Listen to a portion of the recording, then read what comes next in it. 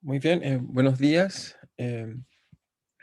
Entonces, como habíamos dicho la vez pasada, entonces vamos a usar este horario de las 9 a las 10. Vamos a tratar de experimentar, digamos, cómo nos funciona durante un mes y después lo volvemos a evaluar y ahí me cuentan si están cómodos o no están cómodos.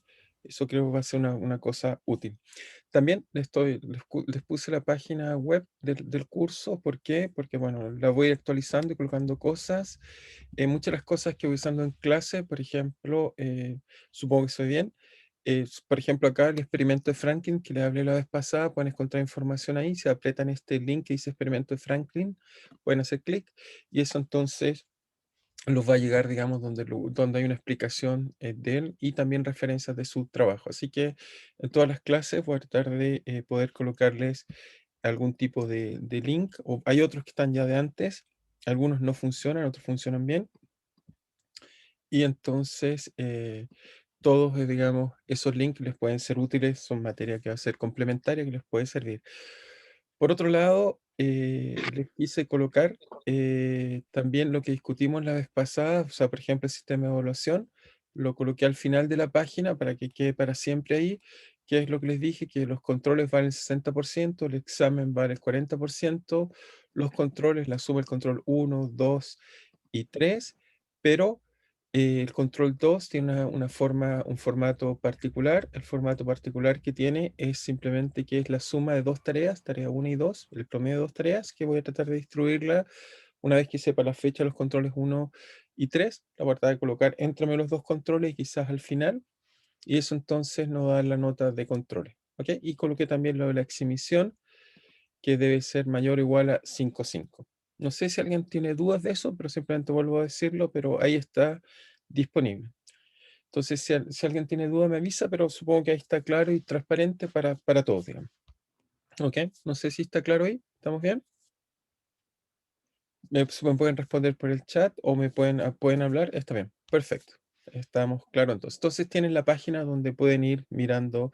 Ah, y también lo de la página, también les coloqué acá arriba, pero se los he enviado 3 veces por el canal de YouTube para saber. Si alguien me pregunta por la exhibición, no es, no con, ok, por la exhibición, sí, ¿cuál es la pregunta? Ah, sí, es con ese, sí, es que escribo un poco rápido, sí, lo voy a corregir, no se preocupen, efectivamente está mal escrito, me di cuenta ahora que lo estaba mirando, sí que lo corrijo, muchas gracias.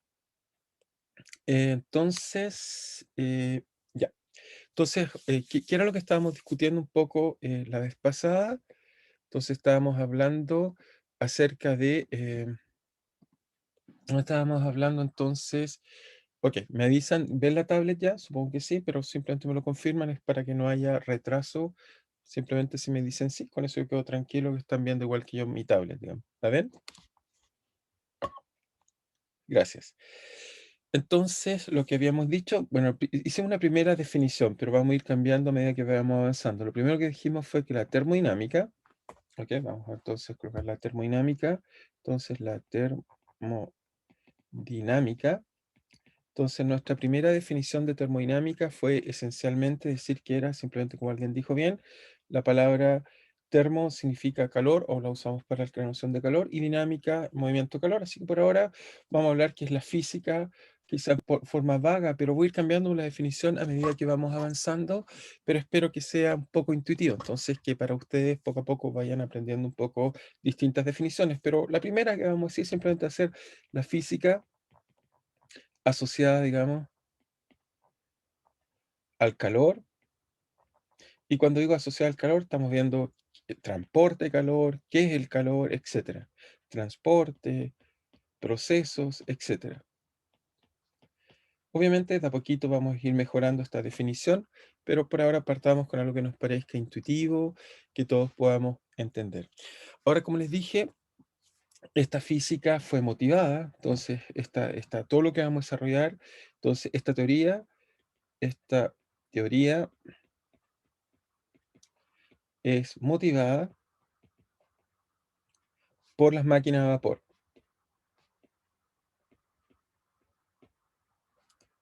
Entonces, no debemos negar el principio de donde viene y tratar desde ahí, tratar de hacer cosas que sean interesantes. Entonces, por aquí puse una foto de una máquina de vapor, solo para agregar una y que tengamos una máquina de vapor que nos diga cosas entretenidas. Entonces, ahí hay una ilustración de una máquina de vapor. Esencialmente, uno tiene, hace combustión, y entonces en esta combustión que aparece aquí, entonces uno genera calor.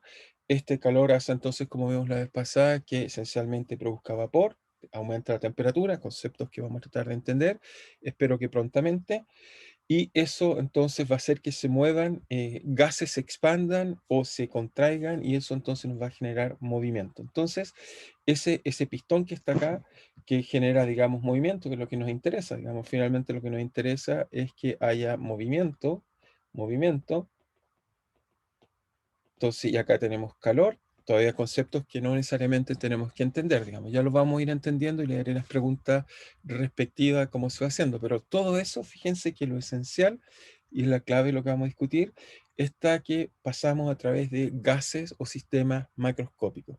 Entonces, los sistemas macroscópicos van a ser nuestro ingrediente importante para entender. Entonces, todas estas máquinas es fundamental. Entonces, la observación que deberíamos decir es que en estas máquinas, en estas máquinas es fundamental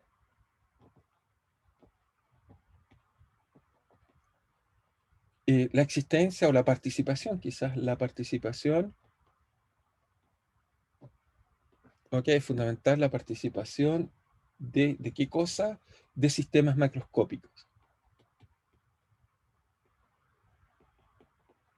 Entonces, mucha de la física, que supongo macroscópico, mucha de la física que han ido aprendiendo, supongo que es a nivel de descripción de partículas y no de sistemas macroscópicos. Entonces, tenemos que desarrollar una intuición más profunda de los sistemas macroscópicos. Entonces, les recuerdo cuál vamos a tener en mente y vamos a ir a jugar mucho con él, así que por eso lo vamos a tener en mente, lo voy a colocar el applet que les mostré la vez pasada, que les voy a colocar un link para que lo puedan bajar. Hay varios links, que hay aplicaciones, pero a mí ya no me funcionan porque Java ya no me funciona en mi versión de sistema operativo, pero algunas funcionan y en particular esta que les voy a mostrar ahora, que ya espero la están viendo, me confirman si la están viendo para yo iniciarla. Se ve, perfecto. Entonces, en esta applet vamos entonces poco a poco y tratando de desarrollar conceptos importantes. Entonces, como ven, acá tenemos una zona de vacío, vamos a tratar de escribir un poco mejor, pero vamos a ir colocando a poquito los ingredientes y lo que voy a hacer es que voy a agregar partículas. Con este bombín que está acá, fíjense, puedo agregar partículas, estoy agregando 100, eh, más o menos, ok, 200 partículas, hago play y ahí van a entrar. Entonces, todas estas partículas son eyectadas con las leyes de la mecánica, ya vamos a tratar de entender qué es lo que está pasando. Entonces, este es un sistema macroscópico.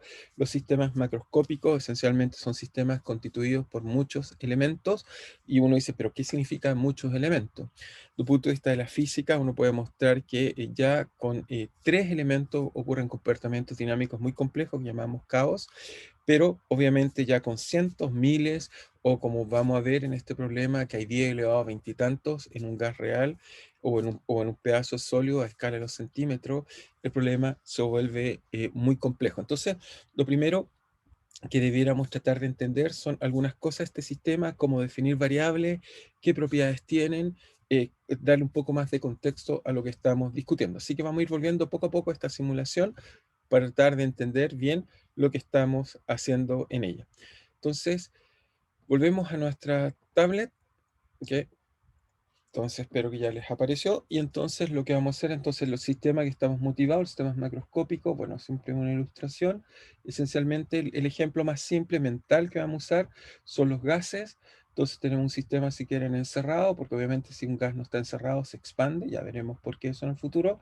Entonces coloco aquí estas partículas y tienen la gracia de que se están moviendo todas a todos lados. Es decir, volvemos a esta idea que les dije la vez pasada, fundamental, los sistemas, la materia en realidad satisface la hipótesis atómica, es decir, está formada por átomos, los cuales son elementos muy pequeños, y lo más interesante que yo creo que debemos aprender es que están en perpetuo movimiento. Entonces, los sistemas macroscópicos, ¿cuál sería la definición? Si alguien me para en la calle y me pregunta, profesor, ¿qué es un sistema macroscópico?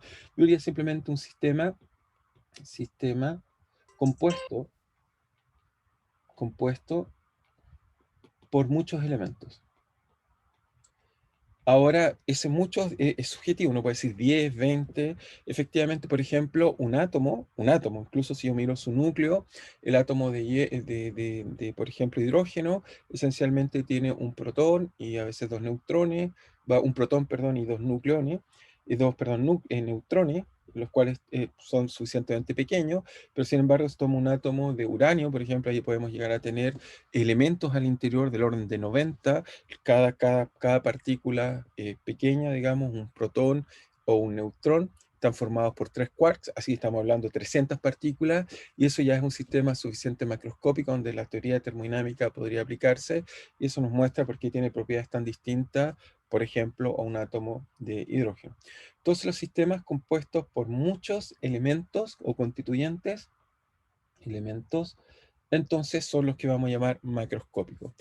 Entonces, lo primero que descubrimos es que, si quieren, por ahora nuestra descripción, obviamente el caso de un átomo al interior describe la mecánica cuántica, pero podríamos seguir pensando en la mecánica de Newton. Entonces, el primer problema que tenemos es que hay muchas variables y por lo tanto es muy difícil de describir.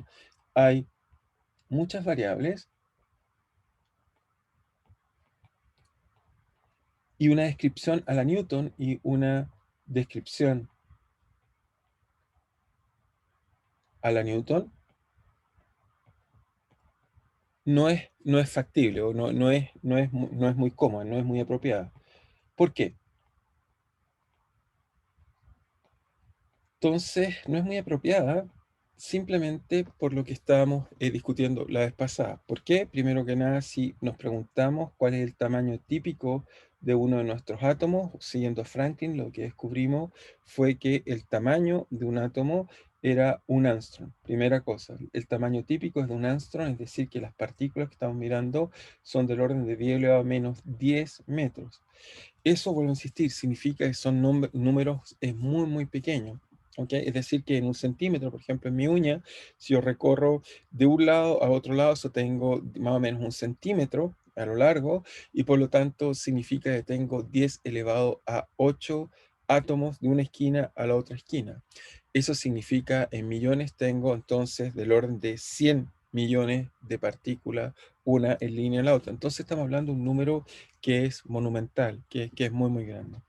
Y entonces, y por otro lado, si, como les dije, usamos la misma idea y ahora tomamos una porción, cualquiera, digamos, de este sistema que está acá, una pequeña porción, y nos preguntamos cuántas partículas más o menos envuelve este problema, lo que descubrimos, siguiendo el trabajo o el análisis de Franklin, uno puede concluir que el número de partículas es muy grande. O sea, no es un número que sea accesible. O sea, si fueran 3 o 10, recuerden el problema de Newton, el problema de dos cuerpos, gran resultado de Newton que nos explicó la ley de Kepler, lo hizo con dos partículas.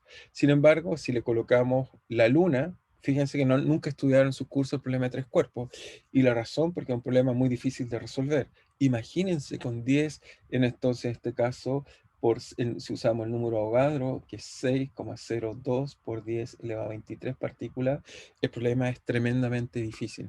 De hecho, hoy en día los computadores que usamos para hacer algo que vamos a llamar, les voy a hablar después, que llamamos dinámica molecular, no son capaces de resolver este tipo de problemas. O sea, somos capaces de simulaciones con cientos de miles de partículas, pero muchas más simplemente los computadores no nos dan porque requieren una memoria enorme. Recuerden que tenemos que calcular muchas cosas y eso no lo hace posible. Así que el problema de entender estas máquinas era un problema serio y difícil. Entonces, qué uno puede hacer y qué otras propiedades tienen características los sistemas macroscópicos, porque tenemos que reeducarnos, repensar cómo escribirlos, porque tenemos que escribirlos, queremos explicar las máquinas a vapor. Eso fue la gran meta de los iniciadores de la termodinámica y con eso vamos a descubrir muchas cosas interesantes. Entonces, lo primero es que uno debe introducir nuevas variables macroscópicas, ¿ok? No variables microscópicas, variables macroscópicas.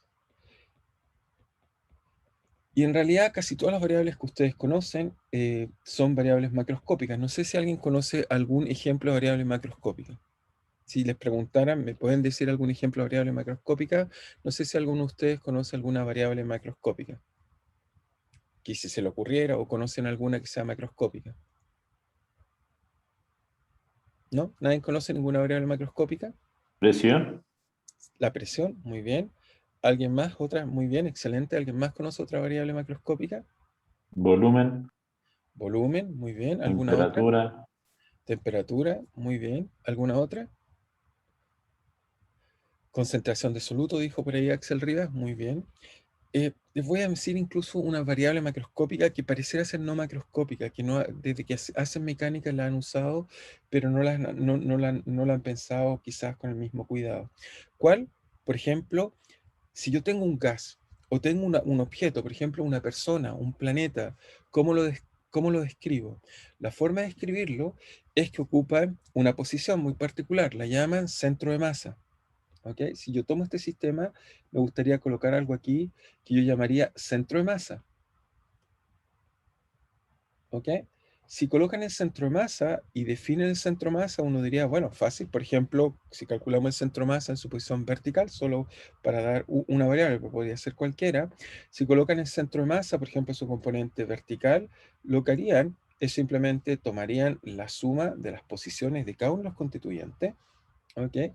Y los sumarían de 1 a n, donde n es del orden del número de Avogadro. Piensen en un planeta, todos los constituyentes que tiene, pero igual pueden dar la posición de un planeta o la posición de una galaxia, la cual está compuesta de muchos elementos, pero la representan por una sola coordenada, una posición, y la dividen por n. ¿Ok? Esto nos da inmediatamente una variable macroscópica. De hecho, al revés. Mientras les voy a mostrar el APET, los voy a dejar pensar y les voy a hacer esta pregunta. Piensen si conocen alguna variable microscópica. Todavía no me digan la respuesta, solo os dejo pensar un poco mientras quiero mostrarles alguna propiedad que me parece interesante describir. Entonces, lo que voy a hacer esta vez, voy a compartir todo mi desktop. Ok. Supuestamente me confirman si deberían ver toda mi pantalla. ¿Ven toda mi pantalla ahora? Sí, porque hay unas ventanitas que no aparecían que quiero que las vean. ¿Ven la pantalla? Si me pueden confirmar. Solo porque para estar seguro la están viendo entera, debería aparecer una ventana acá. ¿La ven? Perfecto, sí se ve, muy bien. Entonces fíjense, esta vez está nuestro sistema, pero esta vez voy a hacer algo distinto. Lo primero que voy a hacer está aquí, y desgraciadamente él no calcula el centro de masa, así que no les voy a mostrar esa cantidad, pero les voy a mostrar otra cantidad. La cantidad física que les quiero mostrar está acá. Fíjense, esto que está acá, aquí pone una línea amarilla que se ve al centro, y lo que hace es que calcula la presión en esa línea amarilla. ¿Ok? ¿Qué es la presión? La presión la voy a definir con más cuidado en un ratito más, pero tiene que ver simplemente con la transferencia de momentum, es decir, que me preocupa, tomo esta superficie y me hago la pregunta, ¿cuál es la transferencia de momentum que hay sobre ella? Es decir, cuando pasa una partícula, entonces me transfiere momentum, porque es la masa por la velocidad, y mido entonces la presión que tiene. ¿Ok? Voy a hacer eso. También pueden ver la temperatura, pero la temperatura no va a variar mucho, y acá tengo otro medidor de la presión que está midiendo acá arriba. Pero entonces fíjense cuando haga play. Entonces, si se fijan, fíjense ahora la presión vale 1.12 atmósfera, 1.16 atmósfera, 1.17 atmósfera, ¿ok? Vale, sigamos viendo, 1.13 atmósfera, 1.16 atmósfera. Lo primero que uno descubre, algo muy extraño, es que la presión, vamos a ver que es una variable muy bien definida, por ser macroscópica, fluctúa. ¿Ok? Eso es lo primero que les quiero enseñar, que es un poco extraño, pero las variables macroscópicas, debido a que son macroscópicas, no tienen un valor bien definido. De hecho, aquí la temperatura no está fluctuando es porque las paredes que puse aquí son perfectas. Vamos a ver que eso no existe en la naturaleza. Pero si yo colocara un termómetro de mucha precisión, vería que a veces vale 300 Kelvin, 301 Kelvin, 302 Kelvin, etc. Lo primero que uno descubre es que los sistemas macroscópicos, a diferencia de los sistemas que han ido aprendiendo antes, mecánicos, es que las variables tenían un valor único y no fluctuaban. Sin embargo, los sistemas macroscópicos, las cosas fluctúan. De hecho, por ejemplo, aquí, si miran aquí las cosas están cambiando. Voy a explicar inmediatamente qué es lo que están viendo acá. Pero quiero decir que están cambiando. Si, por ejemplo, calculara, cosa que no tengo en esta app, el centro de masa, si yo tomo todas estas partículas, hago pausa y tengo esta partícula, esta otra partícula, calculo su posición, por ejemplo, si calculo su posición vertical, vería que el centro de masa está fluctuando, se está moviendo. De hecho, para ilustrarlo mejor, imagínense que yo colocara una sola partícula, voy a colocar no tantas partículas, una sola partícula. Ahí, coloqué 20, no importa, 20 es poquitito. Entonces, si colocara 20 partículas, vería que el centro de masa sube, se mueve para allá, se mueve para acá, etcétera, pero después de un instante esto se va a promediar. Ok, si miran ahora y cierran los ojos y los abren de nuevo, van a ver que más o menos la imagen es la misma. Sin embargo, a veces tengo más partículas arriba, más partículas abajo. Eso haría que el centro de masa sube y baja, sube y baja, sube y baja. Eso nos muestra que el sistema de alguna forma tiene esta propiedad extraña e interesante que fluctúan, que las variables fluctúan. Ahora, si yo coloco muchas más partículas, voy a colocar muchas más, simplemente para tener muchas, por ejemplo, hay 300 partículas, si cierran los ojos y ahora lo abren y lo vuelven a cerrar después de algún instante, van a ver que más o menos le da la sensación que es la misma imagen. ¿Ok? El sistema, las partículas están más o menos distribuidas homogéneamente. Sin embargo, si ustedes midieran la posición del centro de masa, verían que a veces se mueve un poquitito para arriba, un poquito para abajo. Mientras más grande es el número de partículas, uno puede mostrar que estas fluctuaciones cada vez se hacen más pequeñas. En realidad uno puede mostrar, y lo vamos a mostrar durante el curso, que las fluctuaciones van como uno partido por raíz del número constituyente. Es decir, que en este caso es raíz de 300, un número bastante chico. Pero si agrego más y más y más y más partículas, veríamos que las fluctuaciones cada vez son menores. De hecho, miren la presión. Si esperemos que vaya el equilibrio, ahora vale, esperemos cuánto vale. 2.6, espera un segundo. 2.5, 57, 2.56, 2.52. Si uno calcula el rango, verían que cada vez cambia menos. ¿Ok? De todas maneras, sigue todavía cambiando porque son variables macroscópicas. ¿Ok? Lo otro que quiero que tengan en cuidado y en mente va a ser algo que vamos a volver, pero quizás primero anotemos esta idea, pero vamos a volver sobre ella. Vamos a hablar de estas cajitas que están acá. Entonces voy a volver a la tablet. Entonces nos colocamos entonces segundo la tablet y anotamos algunas ideas de las cosas que estamos describiendo que son interesantes. Entonces, supongo que ya están viendo la tabla. Entonces colocamos las variables macroscópicas. La primera observación que deberíamos decir que la hace muy distinta a las que estamos acostumbrados o nos acostumbramos a modelar, lo primero que deberíamos descubrir es que ellas fluctúan. ¿Ok? Es decir, que si yo coloco el tiempo acá y aquí coloco, por ejemplo, el centro de masa o la presión, si miro cualquier variable y hago su evolución temporal, lo que descubriría es que hacen cosas así. Eso es característico de cualquier variable macroscópica. De hecho, si ustedes se miden la temperatura con un aparato suficientemente sensible, verían que tienen, no sé, 36 punto algo, 36.3, 36.2, 36.1, y durante el transcurso del tiempo varía.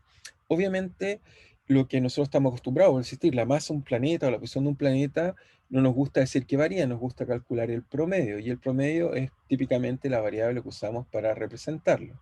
¿Ok? Pero en cada instante del tiempo, lo primero que deberíamos decir es que nuestras variables fluctúan, varían. Es una característica de los sistemas macroscópicos. Siempre van a estar fluctuando. ¿Ok? Esto es muy importante porque las fluctuaciones, ok, quizás debería colocarlo acá en otro color, la intensidad de las fluctuaciones nos da una información muy importante que vamos a descubrir en el futuro que también tiene que ver con un concepto importante que es la temperatura. ¿Ok? Si no hubiera temperatura, las variables no fluctuarían. ¿Ok? Es una consecuencia fundamental. Y todos los sistemas que nos rodean, todos, digamos, tienen este problema. Es decir, que entonces la observación importante es que, primero que nada, una característica de una variable macroscópica es que fluctúa. Las variables macroscópicas, macroscópicas fluctúan. ¿Ok? Por ejemplo, quizás alguno de ustedes ha puesto algún, por ejemplo, tester para medir la corriente en su casa y verían que el voltaje, a pesar que nos dicen que vale 220, verían que va 210, 215, a veces incluso menos de 200, está todo el tiempo cambiando. Y la razón de eso es que lo que genera esa corriente, o incluso si uno midiera el amperaje, descubrirían que es un sistema macroscópico y por lo tanto las cosas están fluctuando. Entonces, como les dije, en el futuro se los voy a mostrar, pero también voy a mostrar que estas fluctuaciones tienen que ver con 1 partido por raíz del número de constituyentes. Por lo tanto, eso me dice que me dice de ahí que puedo aprender esa observación, es que si yo aumento el número de constituyentes, entonces si el número de constituyentes aumenta, las fluctuaciones decaen, son más pequeñas. Y eso nos explica por qué en nuestro caso, fíjense, si creemos en lo que nos enseñó Franklin, eso nos explica por qué entonces cuando medimos nuestra escala, cuando alguien me dice tome, por ejemplo, la temperatura, nadie se preocupa si esto está fluctuando o no, fluctúa tan poco que no nos damos cuenta. E incluso, por ejemplo, cuando hacemos medidas simples, o sea, no solo nuestro problema es que los sistemas que estamos viendo son macroscópicos, también hay que hacer notar que nuestros instrumentos de medida son macroscópicos, por lo tanto también fluctúan. Los instrumentos de medida que usamos para medir cosas, para entender cosas, instrumentos de medida también son macroscópicos.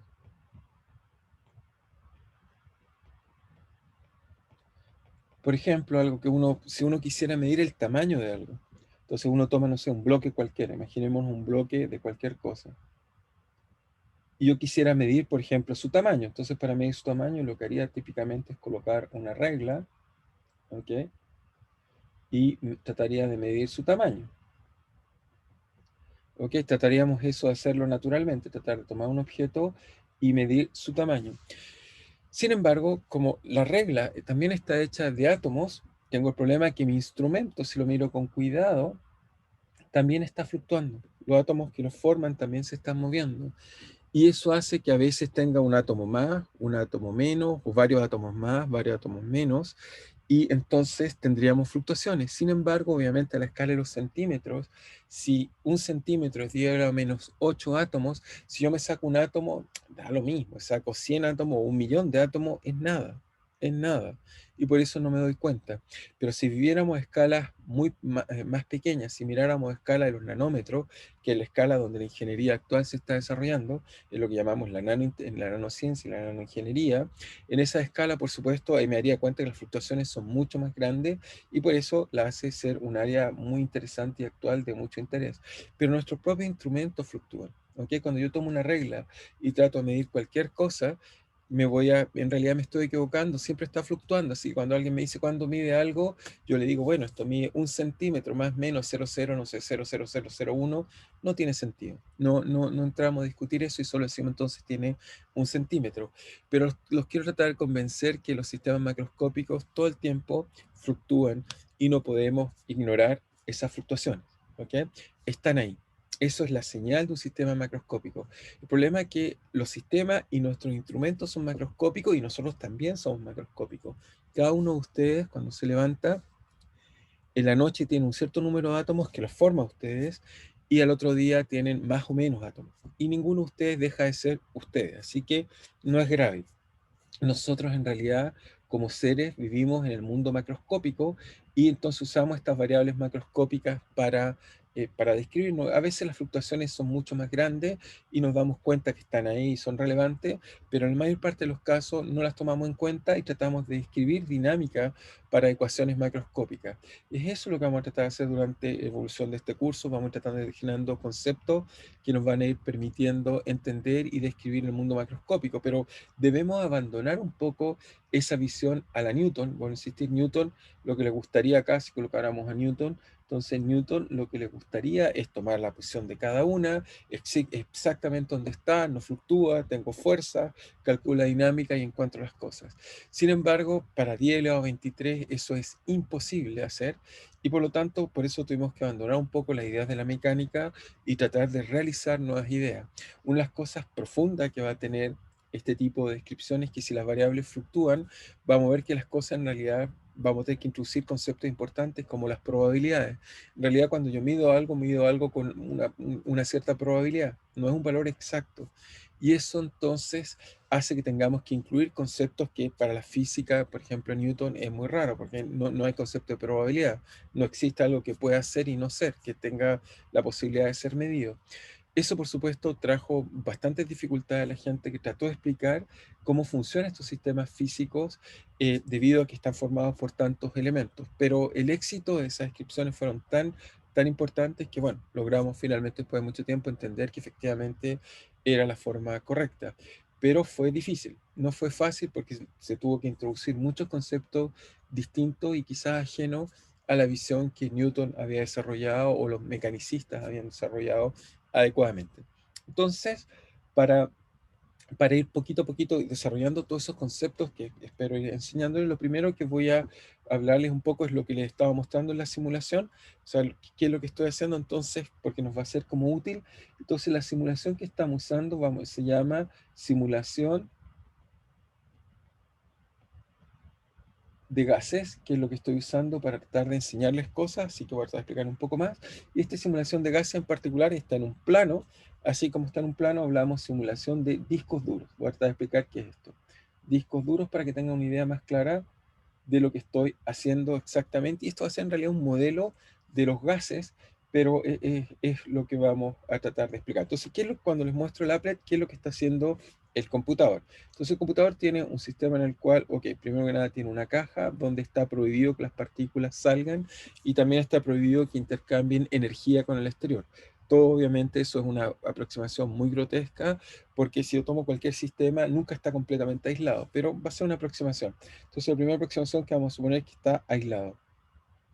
No hay intercambio de momentum o de energía hacia afuera. ¿Okay? Ya vamos a ver cómo eso ocurre. Entonces, al interior de eso, ¿okay? No sé si alguien tiene dudas o cualquier cosa, me pueden ir preguntando por si acaso, por el chat, o me hacen preguntas si alguna cosa no queda clara. ¿Okay? Algunas cosas que les dije, fluctuaciones, cualquier cosa, tienen que preguntar, no hay ningún problema. Mi idea es tratar de poder responderles sus dudas. Aprovechen la oportunidad si es que tiene algo que no está claro para que lo queden lo mejor posible. Entonces, tengo un sistema aislado, primera cosa. Y al interior voy a colocar discos porque, bueno, si colocara volumen, tenía una bonita applet por ahí que se las voy a colocar, pero hace volumen, pero ya no me funciona. Pero coloco discos, digamos, que están acá adentro. Si quieren se lo pueden imaginar como esfera, pero por simplicidad es mejor colocarlo en un plano. Están estos discos acá. Coloco muchos de ellos, todos los que más pueda colocar. Entonces, están estos discos que están ahí. Entonces, uno dice, bueno, ¿cómo modela esto un gas? ¿Okay? ¿Cómo podemos tratar de modelar un gas de la mejor forma posible? Entonces uno dice, bueno, si son gases, son partículas, y estas partículas, lo primero que nada, entonces las partículas, entonces hay n partículas, debería colocar, hay n partículas, ¿ok? Y de estas n partículas, por supuesto, entre ellas interactúan. Entonces, ¿cómo modelo primero la interacción? Entonces, un poco, dice, coloco dos partículas, una por acá y otra por acá, entonces colisionan entre ellas, o que hay fuerzas, obviamente, que las atraen y se repelen, que sé yo, generando eso. Sería lo que pasa en un instante aquí, t igual 0, y acá en un instante t igual t final. ¿Ok? Colisionan una con otra. ¿Ok? Entonces, ¿cómo modelar eso? Entonces, en el caso, por ejemplo, de gases, por ejemplo, si uno ocupa gases nobles, no sé si alguien sabe qué son los gases nobles. ¿Alguien sabe lo que es un gas noble? Supongo que todos conocen, pero tiene un nombre muy bonito, gas noble, porque es noble. ¿Alguien sabe qué es un gas noble? O si lo quiere comentar o escribir como quiera. O nadie sabe qué es un gas noble. Gas de Los que tienen sus orbitales completos. tiene los orbitales completos. Muy bien. Y como tiene los orbitales completos, en realidad si uno los mira, a diferencia de otros elementos, tienen su estructura electrónica como una esferita.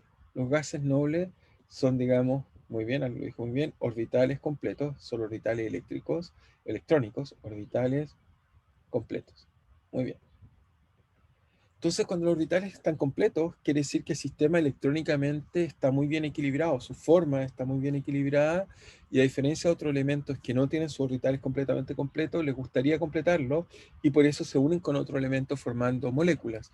Los gases nobles no les gusta hacer, igual hacen algún tipo de molécula para que sea más estable, pero tienden a no juntarse con otros, son algo especiales, no les gusta mezclarse. Y por eso, entonces, hablamos de la palabra noble. ¿Ok? Entonces, bueno, alguien dijo, son nobles porque no se juntan con el pueblo. Muy bien, pero el pueblo serían las moléculas, ¿ok? Y las moléculas son las que mucho hay. Muy bien, me gustó el comentario. Entonces, los gases efectivamente son nobles. Entonces son como esferas, son como en realidad, si uno quisiera escribirlo cualitativamente de forma muy simple, entonces son como esferas, porque sus densidades están llenas y por lo tanto están todas muy bien equilibradas. Son como pelotas, son como esferas.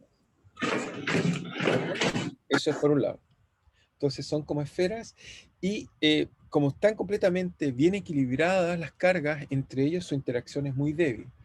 Así que el único tipo de interacción que tienen es cuando las cargas por fluctuaciones, como son macroscópicos también en su interior y también tienen muchas cargas, entonces las fluctuaciones hacen que se formen de vez en cuando. En realidad, si uno dijera un átomo en realidad con más cuidado, o sea, bueno, no es correcta la imagen que voy a hacer, pero sirve para ilustrar lo que quiero decir. Entonces uno coloca, que sea un núcleo, entonces coloca los orbitales que están por acá, uno típicamente le gusta representarlo así, es una imagen que es muy pedagógica, nos muestra que están así, pero de vez en cuando nos puede ocurrir que, por ejemplo, una de estas densidades de carga se estiró más para algún lado y se deforma un poco. ¿Ok? Eso va a hacer que de vez en cuando tengan una interacción muy débil, ¿ok? Que es de origen que llamamos dipolar, en realidad es dipolar. Entonces, si uno calcula la carga total del sistema es neutro, sin embargo, tiene pequeñas deformaciones que hace que el centro de la carga positiva no coincida con el centro de la carga negativa, y eso hace que tenga una estructura dipolar. Eso hace que entonces sí tengan interacción, ¿ok? Tiene interacción de atracción, ¿ok? Si alguien no entiende, me dice, simplemente estoy tratando de explicarle un poco la física que hay detrás de este tipo, digamos, de sistema, pero si alguien no entiende algo, me dice, pero simplemente estoy tratando de explicarlo en forma lo más didáctico que puedo explicar. Entonces, esto te va a decir que cuando está perfectamente esférico, si uno coloca otra carga, no siente nada, pero debido a pequeñas fluctuaciones, hace que las densidades de carga no coincidan, y eso hace entonces que genere que tenga lo que llamamos un dipolo, se polariza, ¿ok? Tiene algún grado de polarización. Y eso hace que entonces si uno coloca dos de estos y calcula la fuerza o la interacción que siente uno con respecto al otro, uno puede mostrar que entonces el potencial es así. Ya lo explico, que es más o menos la forma que tiene y de dónde viene para que lo conozcan un poco mejor. Entonces el potencial de interacción es así. ¿Ok? Entonces, ¿esto qué significa este potencial de interacción? Significa que a grandes distancias tengo una zona, quizás voy a colocar este color aquí, pero que se vea bien, tengo una zona que está acá, que es una zona atractiva. ¿Por qué? Porque la derivada decae, así que esta zona es atractiva. Y tengo otra zona que está por acá, ¿ok? Voy a cambiar el color para que nos quede un poco más suave por acá. Esta zona que está acá, que es una zona repulsiva. No le gusta estar en esa zona. ¿Ok? Ahora, cuando uno trata de modelar esto, y es lo que hacemos, en química, si uno quisiera modelar este potencial, es un potencial que se modela. Físicamente uno calcula constante, pero simplemente voy a tratar de colocarlo y en el futuro, muy en el futuro lo vamos a usar. Esto nos va a permitir explicar transiciones de fase porque hay cosas que son líquidos, gases o sólidos, así que voy a aprovechar un poco de ir ganando tiempo. Entonces el potencial uno lo modela. Y la forma de modelarlo es que la zona atractiva, en realidad uno la modela, bueno, es negativa, así que lo voy a poner un menos para que estén de acuerdo, pero es una constante que va ahí que hay que calcular. Esta constante está dividida entonces, depende de la distancia, por supuesto, entre las partículas, y obviamente, por ejemplo, si piensan en una carga eléctrica tiene una fuerza que va como 1 partido por la distancia al cuadrado, pero como la carga está neutra, el objeto es neutro, no puede tener esa dependencia. Y entonces solo se debe a deformaciones dipolares.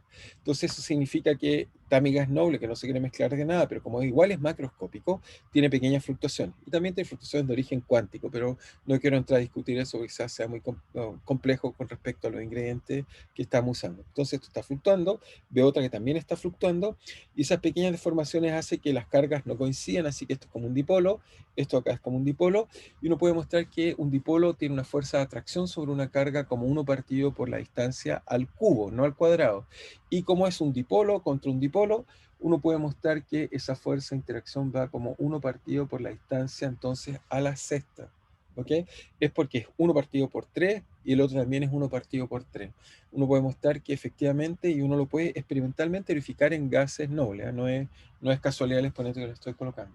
Es simplemente por lo que usamos la palabra, esto es lo que llamamos interacción dipolo-dipolo.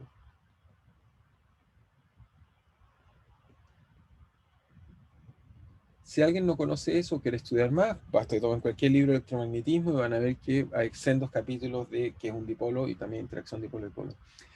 Ahora, la parte repulsiva es más extraña. Eso sí, ya no lo puedo tratar de explicar tan simple o con argumentos quizás más familiares. La parte repulsiva viene de un efecto cuántico, ¿ok?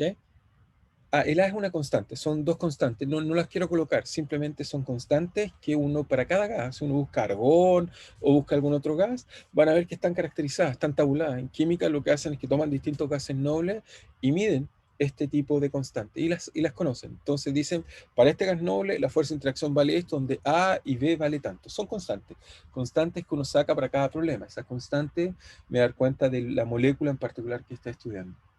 Incluso la ocupan para gases no nobles, ¿eh? También lo ocupan como modelo para gases no nobles porque es una muy buena aproximación. Pero para gases nobles uno puede mostrar cuidadosamente que es correcto. Entonces, la parte repulsiva tiene un origen cuántico, el efecto de que la mecánica cuántica tiene un principio muy importante que no sé de por qué conocerlo, pero cultura general, espero que lo conozcan, se llama el principio de incerteza de Heisenberg, que nos dice que esencialmente si yo trato de medir, si yo conozco exactamente la posición de algo, no puedo conocer su velocidad, o si yo conozco exactamente la velocidad de algo, no puedo conocer su posición. Entonces, eso hace que yo no pueda conocer exactamente, o sea, yo no puedo colocar algo exactamente donde yo quisiera colocar. Eso hace que cuando yo acerco estas partículas sabría exactamente su posición, pero saber su posición exactamente hace entonces que su velocidad sea indefinida y por lo tanto tienden a alejarse. Ese principio de la mecánica cuántica nos va a hacer que aquí venga una fuerza de repulsión que se modela. No hay una derivación, se modela por una fuerza que va como R partido, 1 partido por R elevado a la 12. ¿Ok? Así que esta parte de acá es de origen cuántico. ¿Ok? Es un modelamiento cuántico. ¿Ok? No viene de algo que uno pueda fácilmente decir con las manos. Y este tipo de potencial tiene un nombre, es un potencial muy común, digamos, muy usado, digamos, en la gente que estudia los gases. Tiene un nombre bonito, se le llama potencial de Lennard-Jones. ¿Quiénes fueron los que lo propusieron? Entonces esto se llama potencial de Lennard, con 2N, Lennard-Jones. ¿Ok? Entonces, uno ocupa este potencial de Lennard-Jones, toma estas partículas que están acá y lo que hago, si quieren verlo así, tomo estas partículas, les coloco fuerza y entonces con eso puedo estudiar bien la dinámica de un gas. ¿Ok? Sin embargo, este potencial de Lennard-Jones todavía es complejo, difícil, tengo que resolver, imagínense, aquí puse, no sé, como 10 partículas, tengo que usar para cada una calcular la fuerza, porque obviamente es de a pares, y tengo que ir calculando. Eso hay que calcularlo y hacerlo, y eso es un poco difícil. Entonces, lo que vamos a hacer es que al computador vamos a usar una aproximación aún más simple para tratar de atrapar la mímica del problema. Entonces, ¿cuál va a ser la aproximación que vamos a usar? Esa, la que le acabo de hablar, es correcta, es la buena forma de describir un gas. Si quieren tomar un gas y tratar de describir qué es lo que pasa. Sin embargo, la forma que vamos a usar es por simplicidad, la que les mostré en el computador funciona bien, es aún más simple que Lennard-Jones. Y entonces, ¿qué es lo que voy a hacer? Es que voy a tomar esto y lo que voy a hacer es que lo vamos a llamar aproximación de disco duro.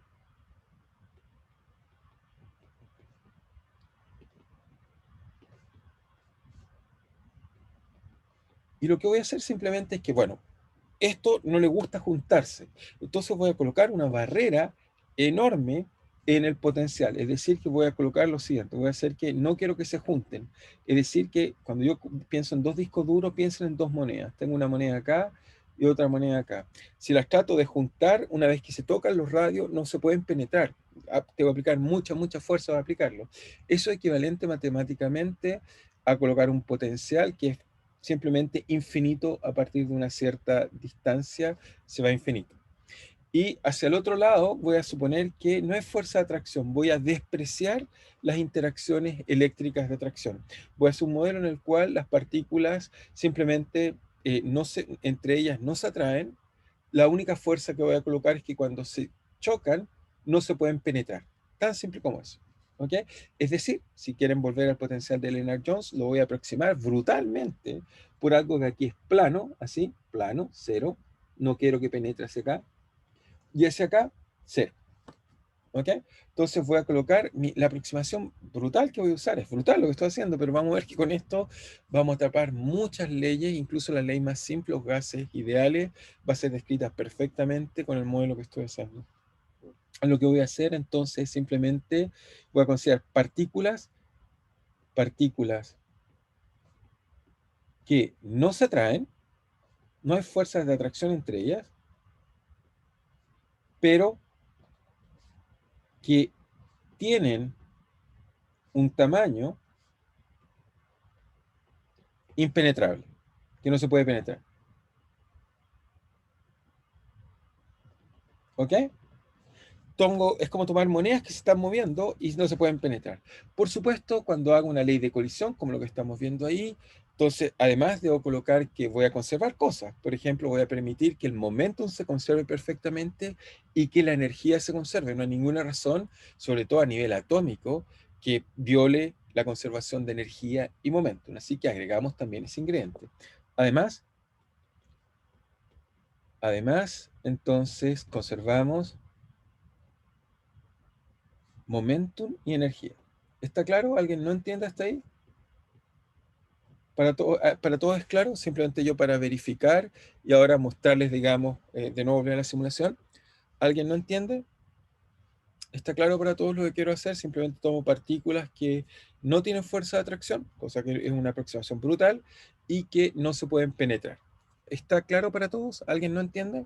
Si es que alguien no entiende, me puede escribir por el chat por si acaso. ¿Ok? Solo para yo confirmar que estamos claros. ¿Sí? ¿Estamos bien? Agradeceré si alguien me dice que sí, simplemente para no sentir que no estamos no claros. Perfecto. Estamos claros hasta ahí. Entiende todo. Muy bien, muy bien.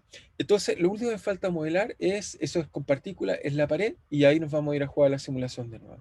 Entonces, ¿qué pasa con la pared? La pared, ya les dije que no quiero que intercambie energía.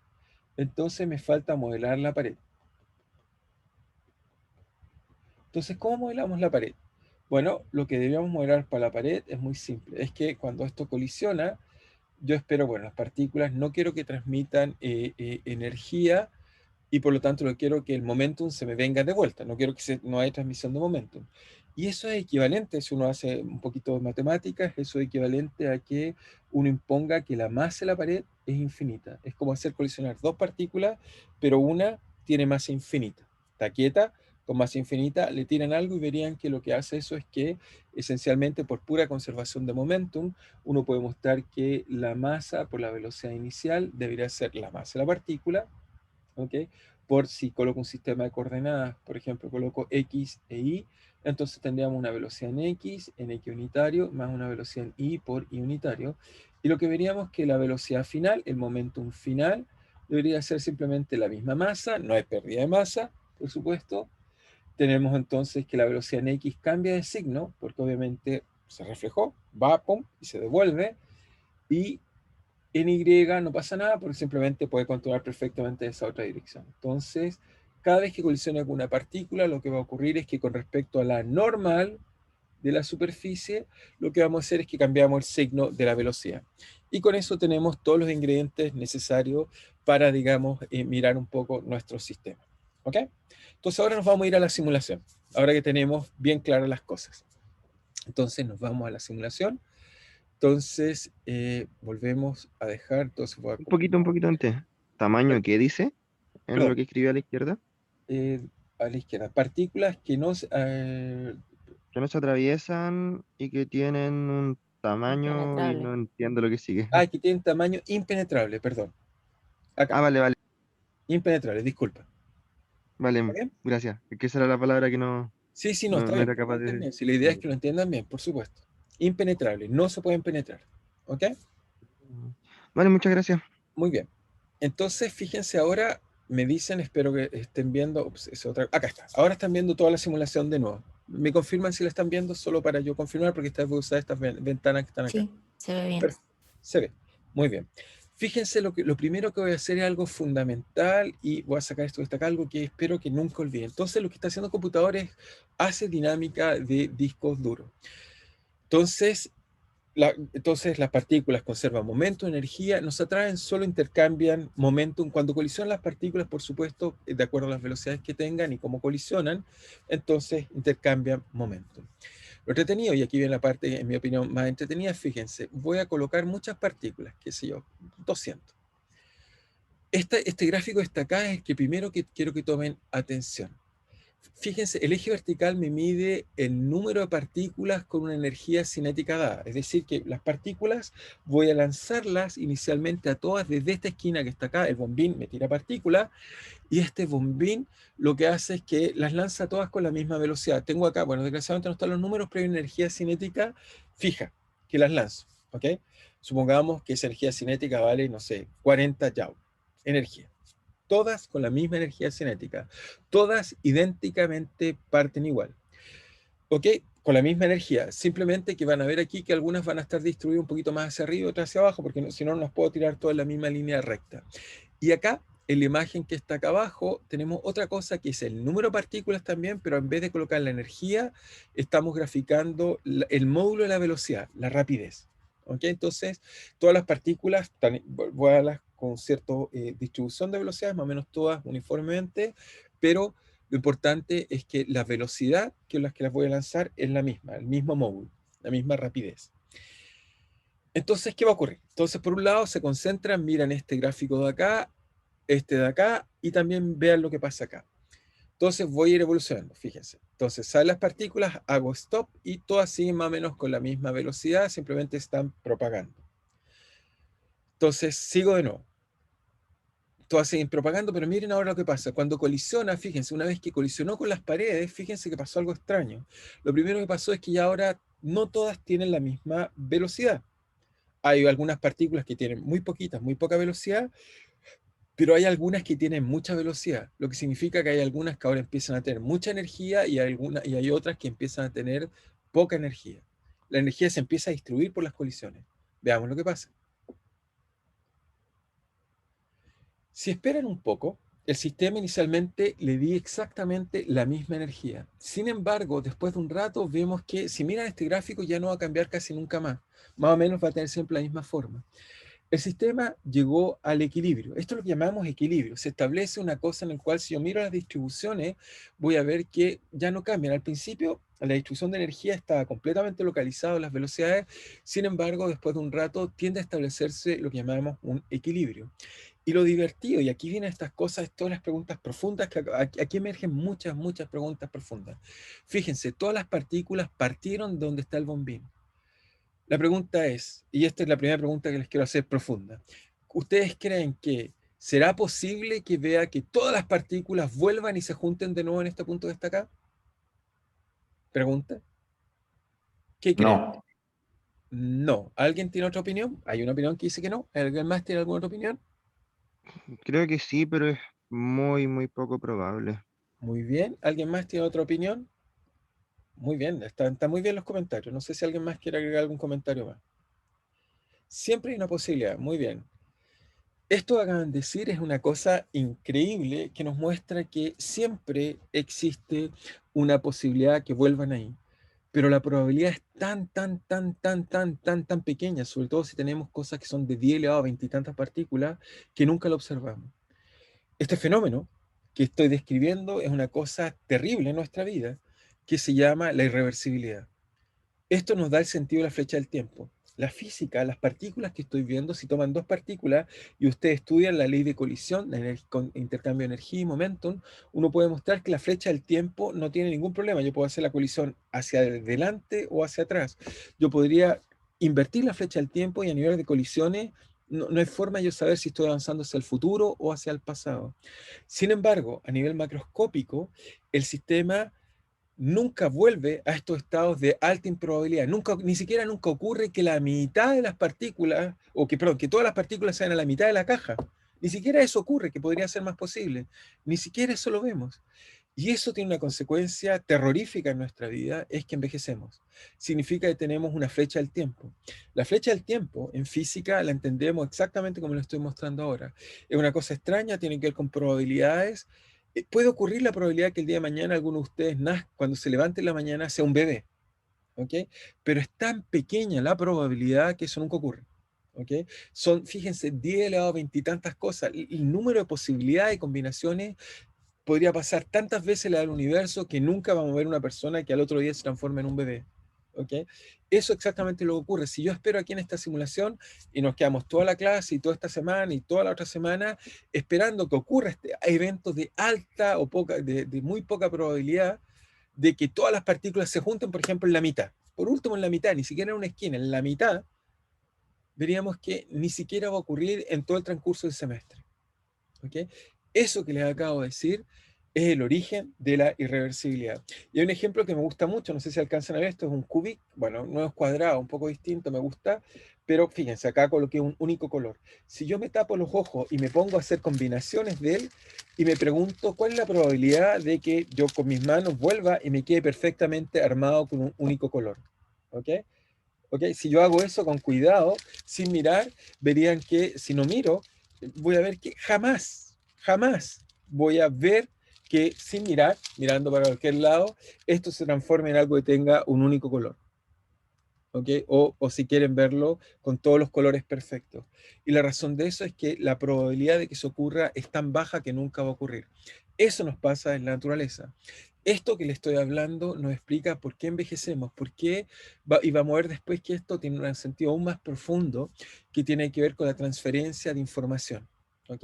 Tiene que ver con un concepto muy importante que vamos a llamar la entropía, que voy a tratar de, obviamente, enseñándoselo de a poco, pero me gusta este ejemplo porque nos ilustra inmediatamente en un sistema con 200 partículas, fíjense, ya puedo entender que las cosas tienen irreversibilidad. Ya las cosas tienen una flecha del tiempo. La física, la física estadística, como estaríamos viéndolo ahora, o la termodinámica, me dice algo terrible con respecto a la física de Newton. Nos dice que existe una flecha del tiempo. Para Newton, si los cuerpos celestes, por ejemplo, si los planetas orbitan, se orbitan en un sentido o en el otro sentido, si yo cambio el tiempo, le da lo mismo. Las ecuaciones de Newton eran invariantes en hacer t menos t. Sin embargo, el hecho de colocar muchas ecuaciones de Newton hace que a nivel macroscópico, porque a nivel microscópico sigue siendo verdad que existe la irreversibilidad temporal. Sin embargo, a nivel macroscópico emerge la irreversibilidad. Pero no solo emerge la irreversibilidad, emergen leyes. Y es eso también lo que quiero enseñar. Fíjense en la energía. Ahora, la energía, fíjense, tiene una forma. Si yo colocara más y más partículas, uno puede mostrar que esto converge a una ley que la vamos a deducir en el futuro, que es una exponencial que se debe a Gibbs, quien logró mostrar cómo es la distribución de energía. Si yo coloco más y más partículas, esta debería irse arreglando y cada vez es más parecida a una exponencial. Vamos a mostrar que es una exponencial que es de la forma exponencial de la energía, menos energía partido por kT, donde T es la temperatura, y K es una constante muy fundamental de la termodinámica, que es la constante de Boltzmann. Entonces vamos a descubrir que hay cosas muy interesantes. Se establecen leyes, por ejemplo, acá está la distribución de velocidades que nos muestra que tiene una forma un poco especial. Vamos a ver que esta forma fue caracterizada por Maxwell.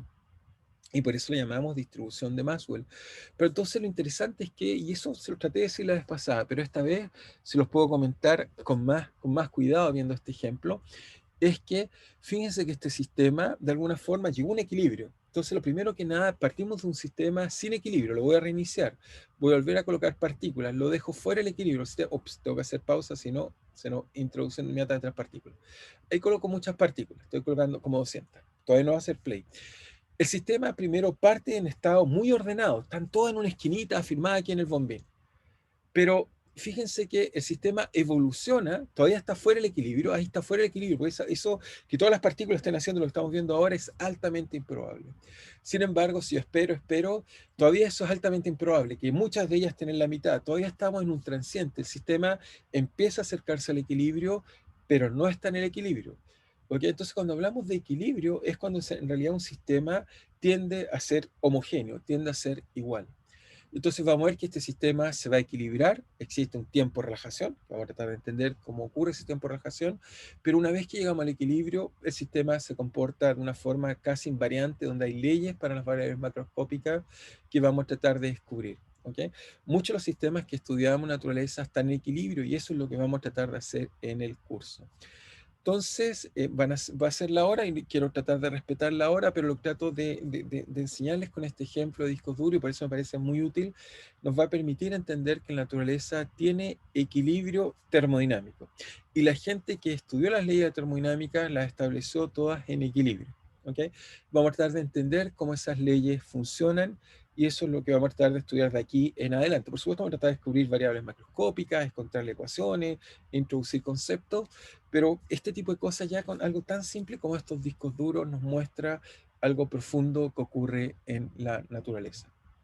Entonces, no sé si tienen preguntas de lo que les acabo de hablar o lo que quieran de la clase, si es que algo no quedó claro, pueden hacer preguntas si es que tienen alguna duda.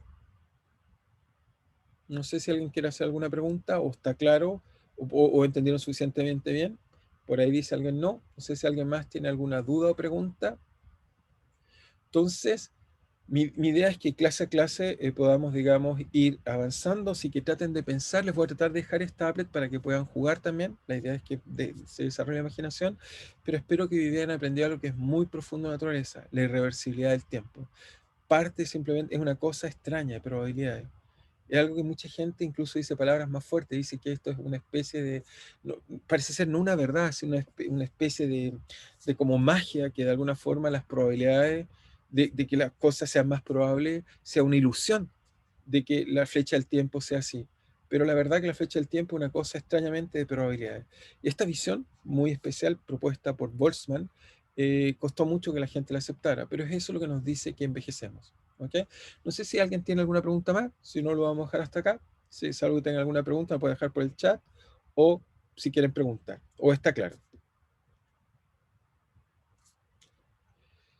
¿Qué se verá la próxima clase? Bueno, lo que vamos a seguir viendo en la próxima clase es que voy a seguir hablando un poco de reversibilidad, me faltó comentar un poco la clase hoy día con más cuidado y después voy a tratar de ver, explicarles un poquito de las leyes que encontré y vamos a tratar entonces de hacer algo muy simple, tratar de encontrar las leyes de los gases ideales. La vamos a derivar a partir de estos modelos de discos duros, voy a encontrar una ley que va a relacionar la presión, así que voy a tener que introducir el concepto de presión, temperatura, volumen y voy a encontrar una ecuación muy simple que seguramente algunos de ustedes quizás la vio en el colegio que nos dice que la presión por el volumen es igual al número de partículas por la temperatura, por una constante muy particular que se llama Boltzmann. Vamos a deducir esa ley que es muy profunda para los gases, con la cual vamos a empezar a construir cosas, así que les tengo que enseñar qué es la temperatura, qué es la presión, y así vamos a ir colocando cosas. Así que vamos a tratar de estudiar los gases ideales, Camila. No sé si alguien más tiene alguna otra pregunta. ¿Todos estos sistemas se pueden considerar caóticos? Sí, todos los sistemas que estamos viendo son caóticos, es decir que el sistema anterior que estábamos viendo, lo voy a simplemente volver a colocar para poder responder bien esa pregunta rápidamente. Este sistema es un sistema caótico. ¿Eso qué significa? Que si tú mueves una pequeña partícula, en realidad las trayectorias son sensibles a las condiciones iniciales, a pesar que el equilibrio que uno ve macroscópicamente, uno dice más o menos el mismo.